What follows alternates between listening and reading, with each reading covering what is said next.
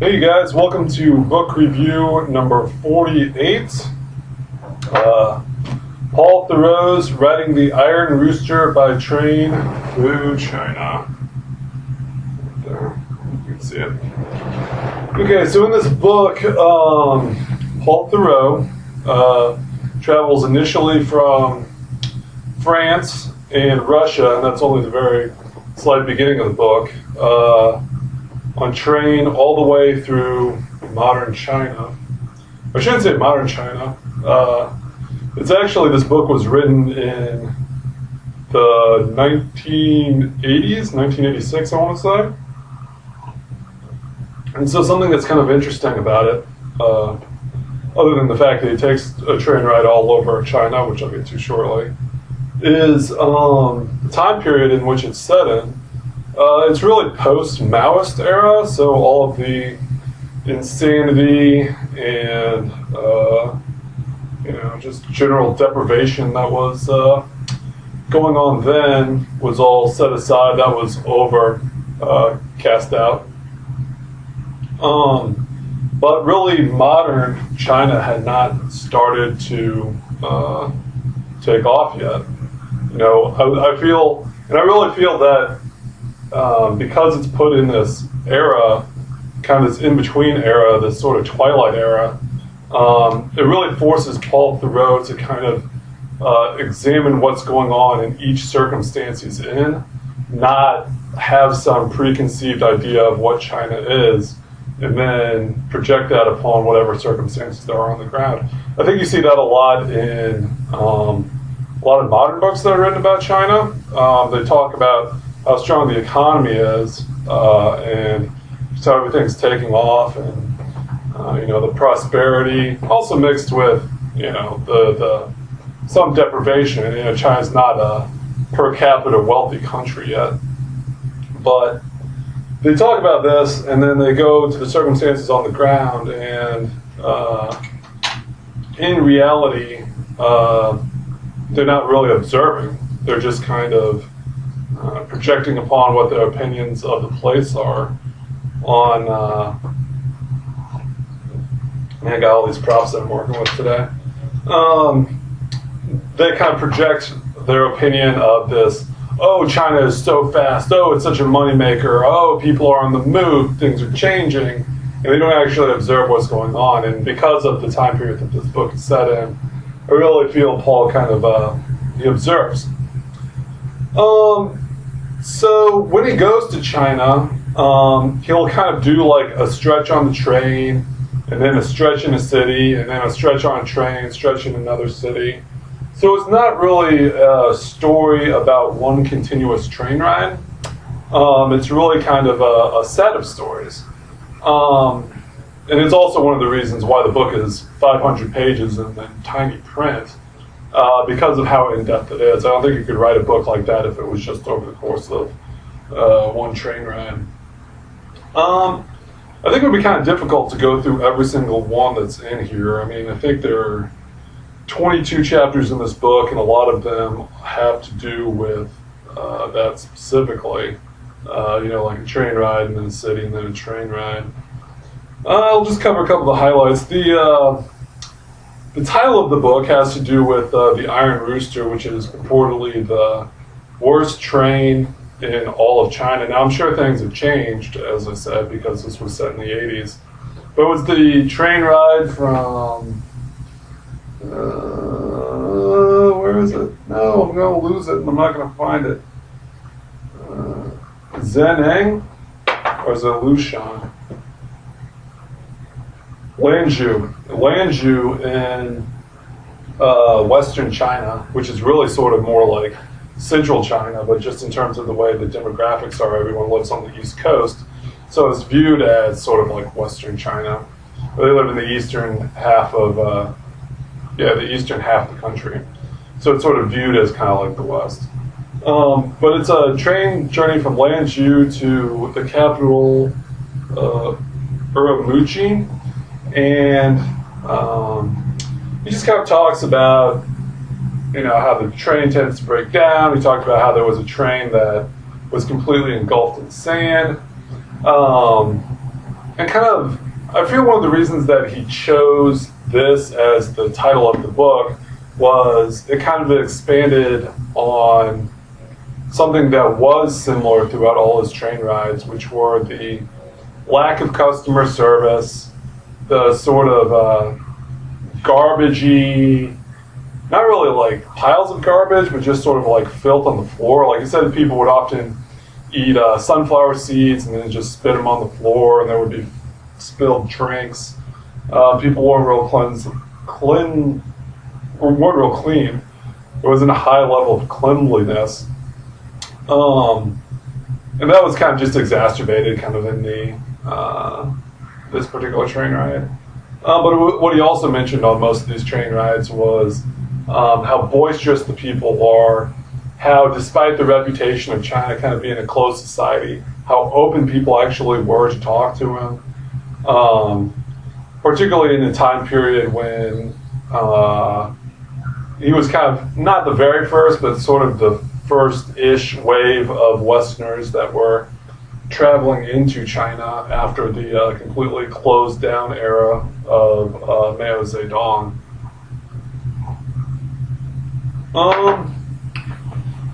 Other things, I guess he mentioned that for about half the journey he had to ride with a chauffeur, and he tried to explain why he didn't need a chauffeur, why he wasn't creating any sort of international incident, how he was a respected writer and had written previous books. But despite any sort of logical thing going on, am I framed here right? I don't know.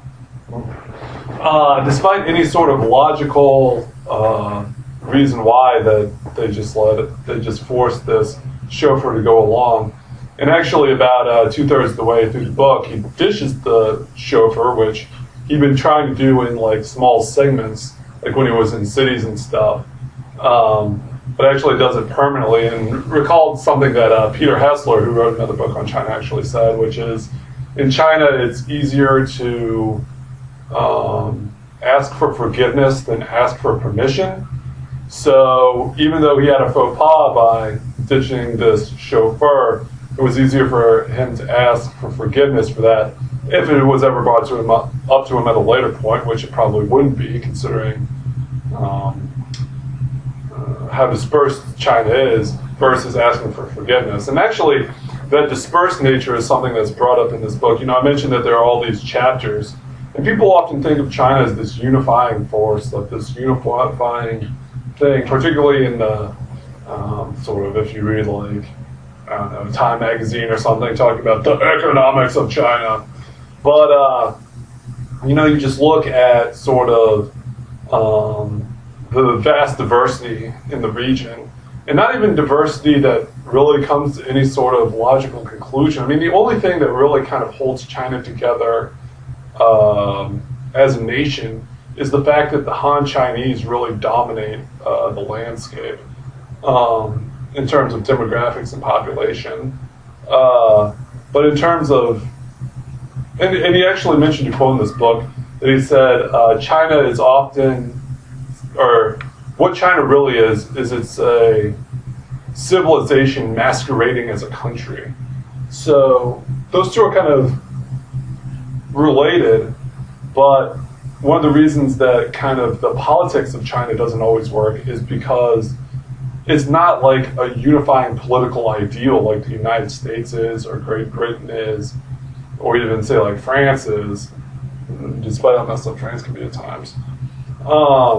What it really is it's a civilization that is more insular, and so has a harder time acting. And being insular, it obviously has a lot of different factions in it that kind of all react to one another in order to create this thing called China. But to have like a unifying thing that all its people hold in common, other than maybe its ancestry, really creates a lot of problems, and is one of the reasons democracy will be very hard to work into the Chinese frame, because of its great diversity, not just its diversity in sort of like very sort of shallow, like say ethnic way, like just the base color of your skin, but we all hold similar ideals. But the fact that some farmer up in or down in Guangxi that raises rice all the time has almost nothing to do with a freezing cold factory worker in Harbin, But actually, I should cover, instead of just like the general basics, I should cover some of the regions that kind of interest me.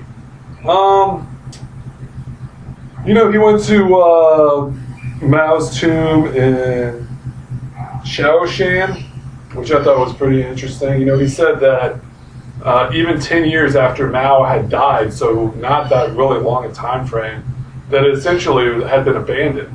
He mentioned the Magao caves, I think they were, that were in western China. These old Buddhist caves that when the western part of China is dominated by Muslims, and when the Muslims came in, the caves were abandoned and only found 50 years ago and kind of rediscovered. He said that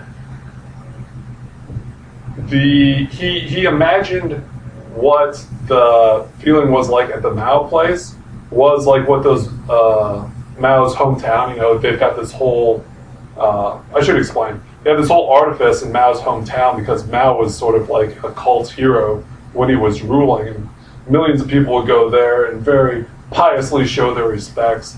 But after he died, Mao fell out of favor, and so nobody goes there anymore. He said that there was like one train that went out to the city daily, whereas at its height, there would be 20 trains, and that the total number of people was just kind of a trickle that would roll in. And the reason I mentioned the Magao, I think it's Magao, I'm really pronouncing that wrong, I should get that right, caves out in western China after the Muslims took over, is he imagined that's what kind of that felt like, just a artifice being abandoned, but not an artifice being abandoned over a slow decline of culture, but an artifice being abandoned, or a place of pilgrimage being abandoned almost instantaneously. So that was pretty interesting. I don't know, he talked a lot about Qingdao. I don't know, there's so many places in here that were just so in-depth. Zeeman, he talked about how Zeeman was a special administrative region and actually one of the few areas in the country that hadn't been completely destroyed by the Cultural Revolution. One of the few places he mentioned that felt quaint, that modern Chinese cities, even at this point, in the 80s, when there was sort of like the Industrial Revolution thing happening, but not the real manufacturing thing happening. So like, there's a lot of manufacturing today, but even under Mao, there was a huge wiping away of traditional culture in favor of, like steelworks, ironworks, those kind of things.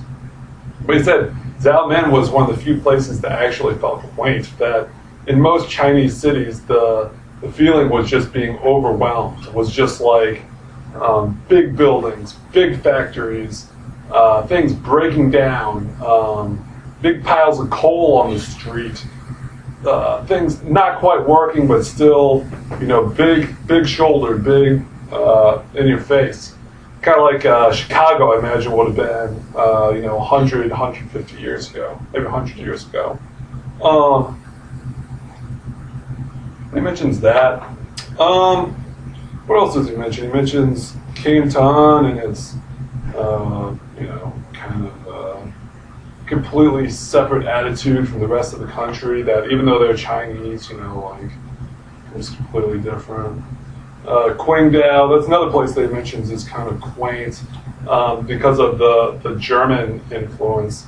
And actually he says it's very, very strange because Mao, so even though Mao fell out of favor, kind of the repercussions of Mao were still being felt when he was in this area, though not, it was almost kind of like an echo of the past. Like if you had gone to Warsaw in 1950 or something, like 5 years after the war ended, but it's still kind of, you still got that echo, So he mentions in Qingdao how it was a hotbed of cultural revolutionaries, but at the same time,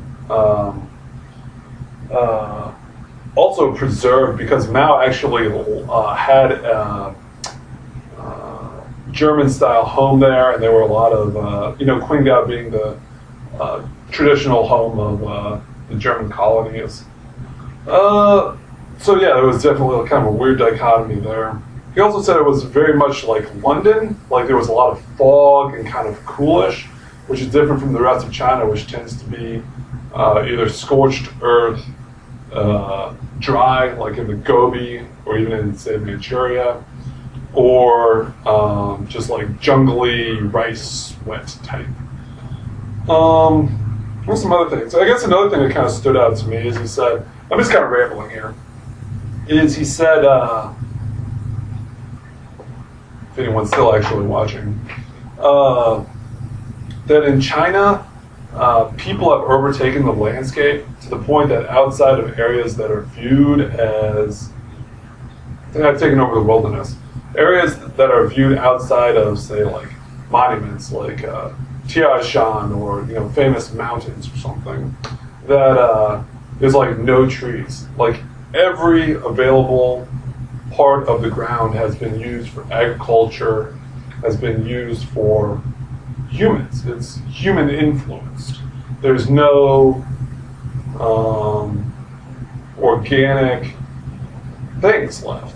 I mean, it's organic, but it's rice paddies. It's rice being planted. It's I don't know, the few trees that are available are like fruit trees or whatever. So yeah, he mentions that, and he mentions how that's kind of surreal, coming from the West, where we really kind of value our wilderness, if you will, and not only our wilderness of like, say, some national monument, but our wilderness kind of in isolation, which is very different from China, which is much more about the I know it's stereotypical, but much more about the communal, and not even so much like communism, but just sort of like people would prefer to be in groups and be part of the crowd rather than, David Theroux on Walden's Pond, Okay, well, I guess the last couple cities he goes to Zinang, which he actually goes to a couple times. There's so many stories in this book. I think I've mentioned maybe 4 or 5 stories so far, but there's like 20 chapters, and this is legitimately gets in there and tells you what China is about. So I would definitely recommend reading it. But finally, he goes to Qinghai and then on to Tibet. First going in Zinang, seeing the old city walls and, of course, the terracotta warriors, which were found, I think, only 10 years before he wrote this book. And he actually mentions that if the terracotta warriors had been found 20 years prior, they probably would have been destroyed by now, but because that they were under the earth and not really found until the last year or two of Mao's reign, there wasn't really an opportunity for the Red Guards to go in and destroy this, what is viewed as now not only priceless monuments, but also very pricey monuments in that the amount of tourist dollars that are drawn and the amount of money that's drawn to this place because of its historical significance. Let's see. And then he goes to Zinang, sees the city walls, Lanzhou. He mentions in Lanzhou, I already mentioned that once, man, I'm going to mention this a couple times.